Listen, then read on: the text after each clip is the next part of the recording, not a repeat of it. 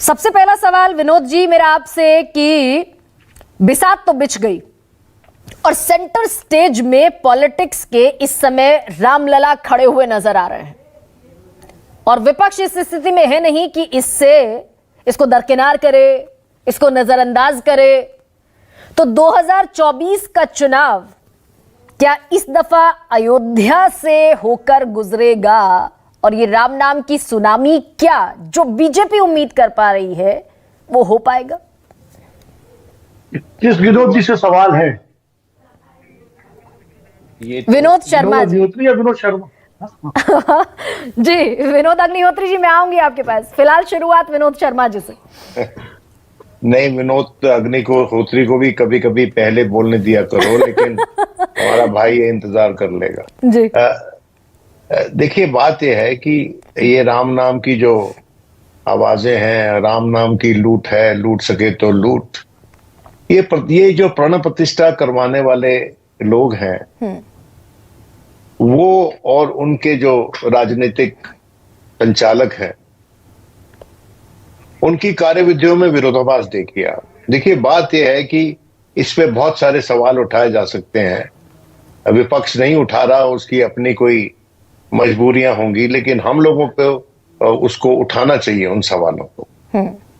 इस समय में, जबकि कल प्राण प्रतिष्ठा होनी है भगवान राम की, तो माननीय प्रधानमंत्री जगह जगह मंदिरों में जा रहे हैं। कुछ राम से संबंधित मंदिर हैं, कुछ भगवान शिव से संबंधित मंदिर हैं, और वहां जाकर वो पूरा एक नक्शा खींच रहे हैं अपनी राजनीतिक एम्बिशंस का।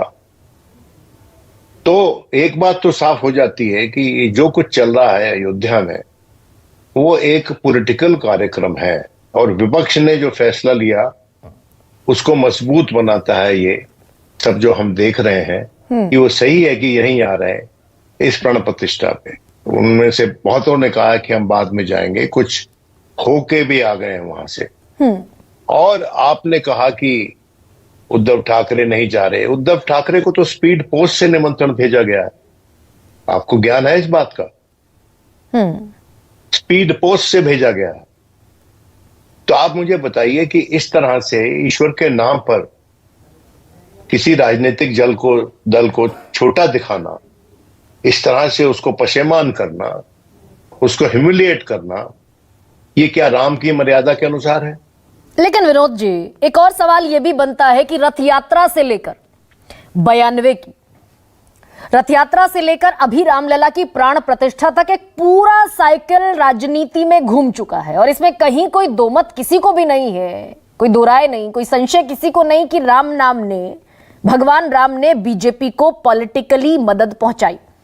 ऐसे में अगर मैं 2024 की तस्वीर समझूं आपसे, देखिए, अयोध्या के बरक्स और अयोध्या के जरिए से, देखिए, ये भारतीय जनता पार्टी ने अपने राजनीतिक कार्यक्रम के अनुसार से, अपने एजेंडा के अनुसार से ये सब जो मैं समझता हूं इवेंट रचा है। क्योंकि मंदिर तो अभी पूरा बना नहीं है और बहुत से जो हमारे धर्म के जानने वाले, हमारे जो पूजनीय हैं, उन्होंने इस सवाल को उठाया है, लेकिन इस बात की कोई परवाह राजनीतिक जो हमारे सत्तारूढ़ दल है वो नहीं कर रहा।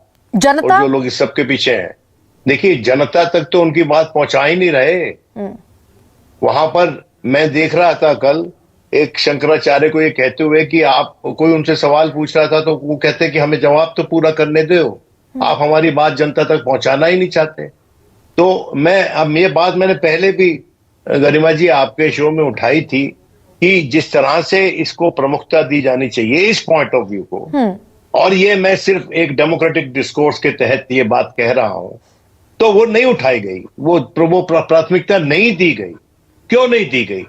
क्योंकि आजकल सब इंस्टीट्यूशंस पे, सब प्लेटफॉर्म्स पे सत्तारूढ़ दल का कंट्रोल है, और वो कंट्रोल और भी मजबूत हुआ है भगवान राम के नाम पर। तो इसलिए आज के दिन, और साथ ही साथ ये चर्चा भी चल रही है कि 1 नेशन 1 इलेक्शन,